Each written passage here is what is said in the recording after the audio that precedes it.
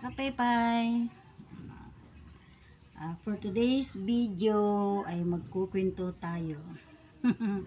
Kaninang umaga ay mayroong matanda lola, isang lola senior na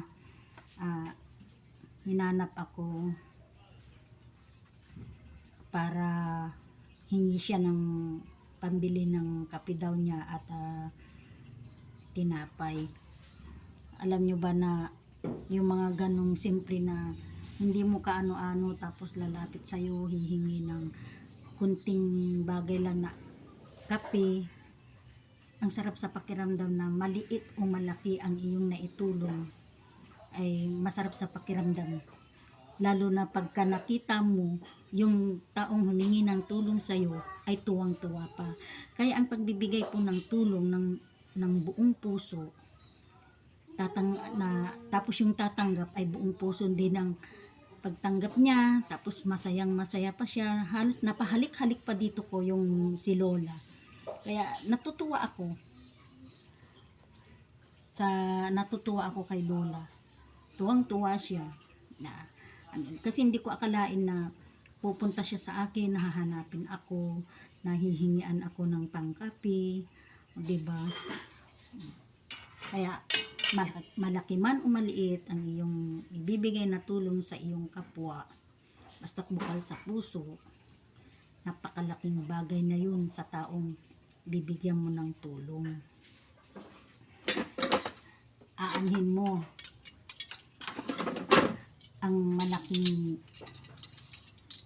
pera mo kung hindi ka naman marunong tumulong sa kapwa, diba? Ako, sabi ko kay Lola, pagpasensya mo na Lola, itong naibigay ko sa'yo kasi natiyambahan mo lang din na ganito lang din ang laman ng wallet ko. Tuwang-tuwa ang Lola. Tuwang-tuwa siya na salamat daw at mayroon na daw siyang pangkape. Tapos pinabilhan ko pa siya ng itlog kasi alam ko mahilig si Lola sa itlog. Yun lagi ang kanyang kinakain na nilagang itlog. Yung dadaan siya dito sa bahay, ang lagi kong nakikitang binibili niya ay itlog. Araw-araw yan. Sa umaga itlog, sa gabi itlog. Ganun. Kaya tuwang-tuwa ako kanina kasi kahit sa maliit na halaga lang ay nakatulong tayo at napasaya natin si Lola. Siya po ay ang edad niya po ay 95 years old. Tapos naglalakad siya sa kalsada na nakatungkod siya. Ang bagal niyang maglakad, ang bagal niya nakarating sa kanyang bahay. Umalis siya sa akin na masayang masaya, nadala ang kanyang itlog, dalawang itlog at kape. Binigyan ko rin siya ng pera na kunting halaga lang na pera na pambili din niya ng tinapay dyan sa bakery ka po bumili ka Lola.